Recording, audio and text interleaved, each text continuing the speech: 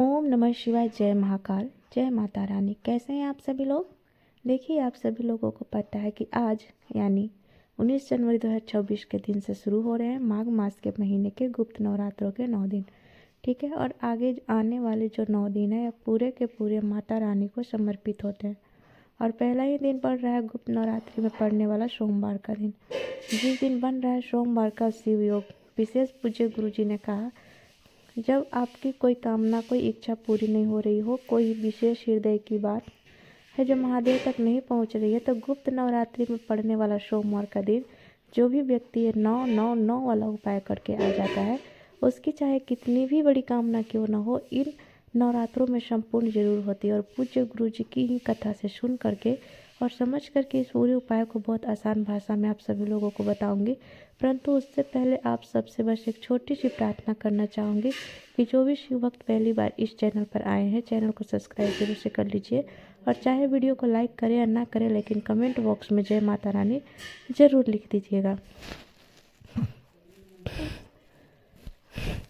इस पूरे वीडियो में हम 3 महा उपायों के बारे में बात करेंगे जो कि आपको इस गुप्त नवरात्र में पड़ने वाले सोमवार के दिन करना है। चाहे कोई सी भी तिथि हो, चाहे कोई दूसरी, तीसरी, चौथा दिन हो, 5वां दिन हो, चाहे कोई सा भी दिन हो, गुप्त नवरात्र में पड़ने वाले सोमवार के दिन इस उपाय को किया जाता है। तो ध्यान से सुनना और समझना है।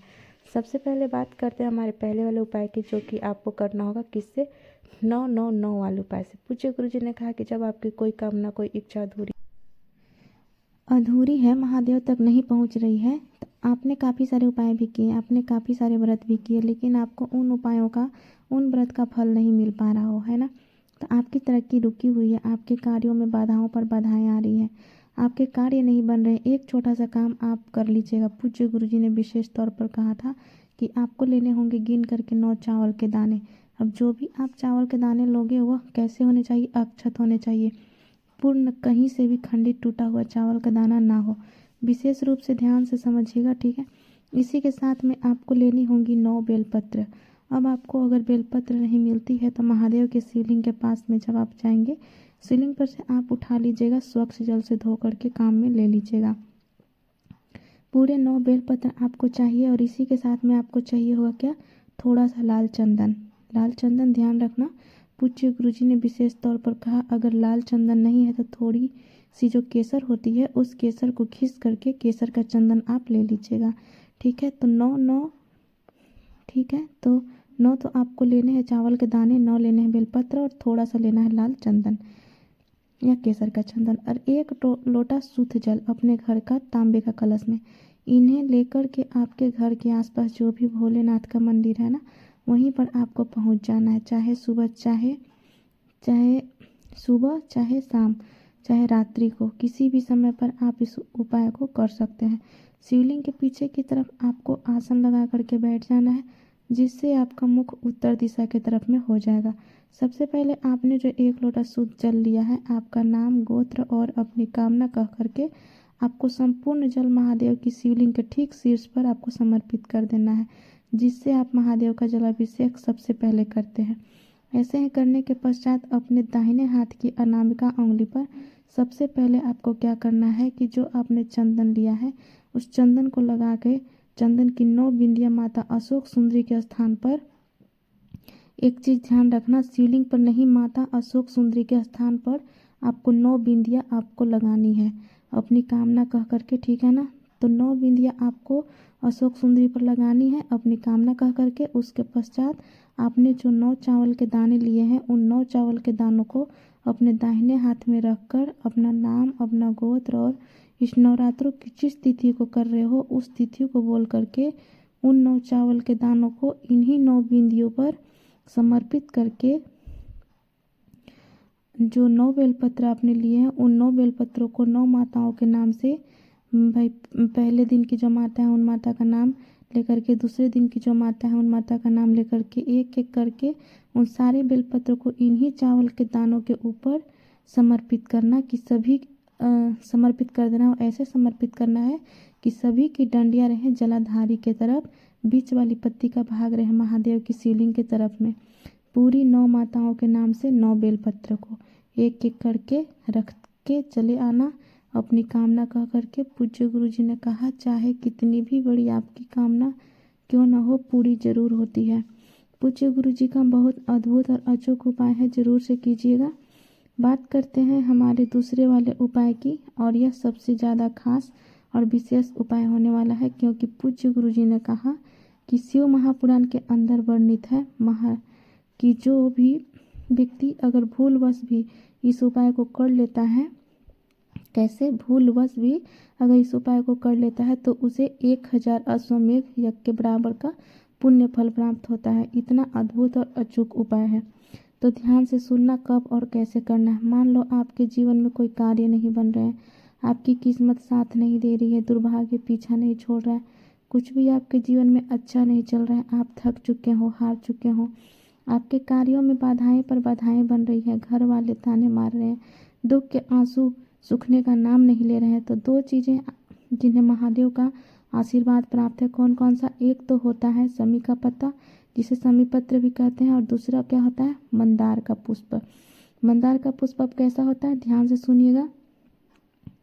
जो सफ़ेद कलर का होता है वो मंदार का पुष्प नहीं होता है, वो आंकड़े का फूल होता है, आंकवन का।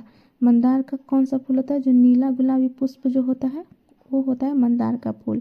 आपको मात्र एक फूल लेना है, पूरा गुच्छे रूप में आता है, उसी तरीके से आपको लेना होगा। पूरा एक फूल ले लीजिएगा और साथ में 1 लोटा शुद्ध जल अपने घर के तांबे के कलश में, बस ये 2 चीज़ को लेकर के, और साथ ही साथ हो सके तो 1 दीपक गोलबाती का, और इसके अंदर गोलबाती से लगाएंगे दीपक के अंदर और भरेंगे इसके अंदर घी, ठीक है।